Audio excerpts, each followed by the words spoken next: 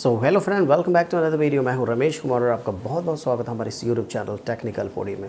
दोस्तों, आज हम बात करने वाले हैं ऑनलाइन एंड ऑफलाइन के केसेस में। क्या अगर आपके पास कोई वेटिंग टिकट है और चार्ट की प्रिपरेशन ऑलरेडी हो चुकी है, तो क्या इस सिचुएशन में आप उस टिकट से ट्रैवल कर पाएंगे या नहीं कर पाएंगे, या फिर पार्शली वेटिंग टिकट या पार्शली कन्फर्म टिकट के साथ क्या आप ट्रैवल करना इंडियन रेलवेज़ में अलाउ है या नहीं है। इन सारे सवालों का जवाब मैं आपको बिल्कुल डिटेल में देने वाला हूं, तो वीडियो को बिल्कुल स्किप ना करें, वीडियो को लास्ट तक देखिए। तो चलिए बिना विलंब किए वीडियो को शुरू करते हैं। दोस्तों, मैं आपको बताने वाला हूं कि दो तरह की टिकट होती है। मेनली आपकी जो टिकट होती है वेट लिस्ट टिकट या फिर कन्फर्म टिकट जो होती है, दो ही तरह की होती है। या तो आपकी टिकट काउंटर की होगी या फिर ऑनलाइन टिकट होगी आपकी।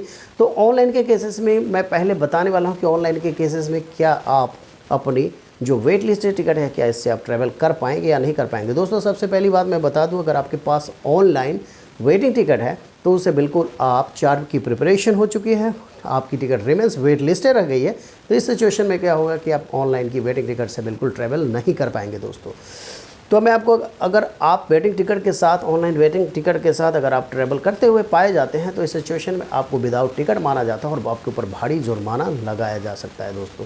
तो अब मैं आपको समझाने वाला हूँ कि जुर्माना क्यों लगाया जाएगा और विदाउट टिकट क्यों माना जाएगा। दोस्तों, होता क्या है, जब इंडियन रेलवेज़ में जब चार्ट की प्रिपरेशन हो जाती है और अगर आपने अपनी टिकट ऑनलाइन ख़रीदी हुई है, तो उस सिचुएशन में क्या होता है कि चार्ट प्रिपरेशन के बाद में automatically online wait listed ticket जो होती है उसे कैंसिल कर दिया जाता है और उस कैंसिलेशन चार्जेस को डिडक्ट करके आपके जो अमाउंट है 2 से 4 वर्किंग डेज़ में आपके अकाउंट में क्रेडिट कर दिया जाता है। दोस्तों, इस सिचुएशन में क्या होता है, अगर उस वेटिंग टिकट के साथ अगर आप पकड़े जाएंगे तो आप इसलिए ही विदाउट टिकट माने जाएंगे क्योंकि आपने उसका रिफ़ंड ऑलरेडी प्रोसेस हो चुका है। आपको उसका रिफ़ंड बहुत ही जल्दी आपके अकाउंट में क्रेडिट कर दिया जाएगा। इस वजह से आपको विदाउट टिकट माना जाता है।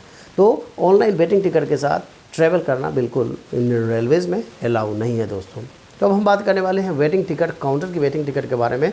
तो काउंटर की वेटिंग टिकट के बारे में मैं आपको डिटेल में समझाने वाला हूं। अगर आपके पास काउंटर की वेटिंग टिकट है तो क्या उस टिकट से आप ट्रैवल कर पाएंगे या नहीं कर पाएंगे दोस्तों। पिछले अपडेट में जो मैंने बताया था आपको, पिछली वीडियो में भी मैंने बताया था कि पिछले अब जो अपडेट थे इंडियन रेलवेज़ के, उस टिकट के साथ क्या होता था कि वेटिंग टिकट जो काउंटर की होती थी, कहीं भी 400-500 काउंटर की वेटिंग टिकट के साथ हम किसी भी रिजर्व कोच में, जिस कोच की हमारी वेट लिस्ट टिकट हुआ करती थी, उस कोच में बैठ करके हम ट्रैवल कर लेते थे।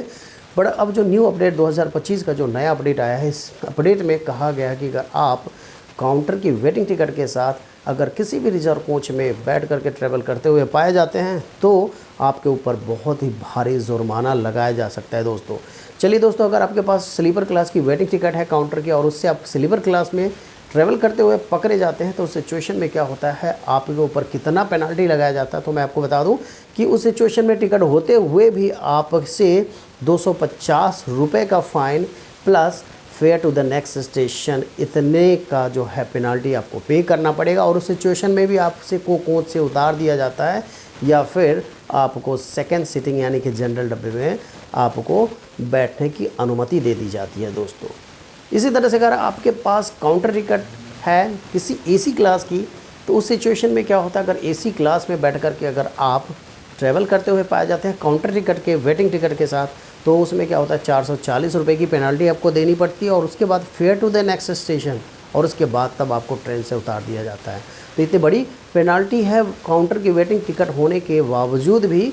तो यात्री ज़रूर इसे ध्यान में रखें और तब उसके बाद में ही ट्रैवल करें, क्योंकि ये जो जुर्माना है टिकट के अलावा आपको इतने जुर्माना, इतना जो है पेनल्टी आपको भरना पड़ सकता है दोस्तों। तो इंडियन रेलवेज़ का ये बहुत ही बड़ा अपडेट है दोस्तों। अब हम बात करने वाले हैं पार्शियली वेटिंग टिकट के बारे में। दोस्तों, पार्शियली वेटिंग टिकट होती क्या है या फिर पार्शियली कन्फर्म टिकट होती क्या है।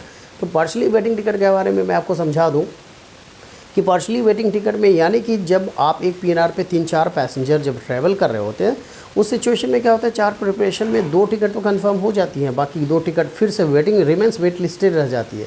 उस सिचुएशन में अगर आप इंतज़ार करेंगे कि पार्शियली कन्फर्म टिकट पे आपकी जो वेट लिस्टेड वाली टिकट है ऑटोमेटिकली कैंसिल हो जाएगी, तो ऐसा नहीं होता है, आप रिफ़ंड नहीं ले पाएंगे उसके। तो दोस्तों, होता क्या है कि उस सिचुएशन में आप पार्शियली कन्फर्म टिकट या पार्शियली जो वेटिंग टिकट होती है उससे बिल्कुल आप ट्रैवल कर सकते हैं, चाहे आपकी टिकट ऑनलाइन हो या फिर ऑफलाइन यानी कि काउंटर की टिकट हो। तो पार्शियली कन्फर्म टिकट पे होता क्या है दोस्तों, मान लीजिए कि 4 पैसेंजर एक पीएनआर पे ट्रैवल कर रहे हैं और 2 की तो टिकट कंफर्म हो गई है, बाकी 2 लोग जो है जिनकी टिकट अभी भी कंफर्म नहीं हुई, वेट लिस्टेड ही रह गई है चार्ट प्रिपरेशन के बाद भी, तो उस 2 सीट पे ही उन्हें यानी कि शेयर करके ट्रैवल करना पड़ेगा, जो कि इंडियन रेलवेज़ का रूल्स है, आप उस पर ट्रैवल बिल्कुल कर सकते हैं दोस्तों। अब चलिए दोस्तों, मैं बता रहा हूँ कि आपको पता ही हुआ कि एक PNR पे मैक्सिमम 6 लोगों की टिकट बुक होती है, और उसमें से 2 लोगों की टिकट बुक हो गई, कंफर्म हो गई, और 4 लोग भी चार्ट प्रिपरेशन के बाद में वेट लिस्टेड रह गए हैं। तो इस सिचुएशन में क्या हम ट्रैवल कर सकते हैं या नहीं कर सकते दोस्तों? इसके लिए आपको ऑटोमेटिकली आपकी टिकट फिर भी कैंसिल नहीं होती है, और वेट लिस्टेड जो टिकटें होती हैं ये इस टिकट के लिए आपको रिफ़ंड नहीं मिलता है। तो इस सिचुएशन में क्या होगा कि आपको वहाँ पे TT से कांटेक्ट करना पड़ेगा और उनसे बात करनी पड़ेगी कि सर हमारी जो टिकट है 6 टिकट में 2 ही टिकट कंफर्म हुई है, बाकी की 4 वेट लिस्टेड है, क्या इस पे हम ट्रैवल कर सकते हैं या नहीं कर सकते हैं? तो इस सिचुएशन में आप TT से ज़रूर कांटेक्ट करें, उसके बाद ही ट्रेन में यानी कि अपनी जर्नी को स्टार्ट करें। तो दोस्तों, आशा करता हूँ वीडियो बहुत ही अच्छी लगी होगी, इन्फॉर्मेटिव लगी होगी। तो मिलते हैं एक और इन्फॉर्मेटिव और नॉलेजेबल वीडियो के साथ, तब तक के लिए bye, thank you, thanks for watching.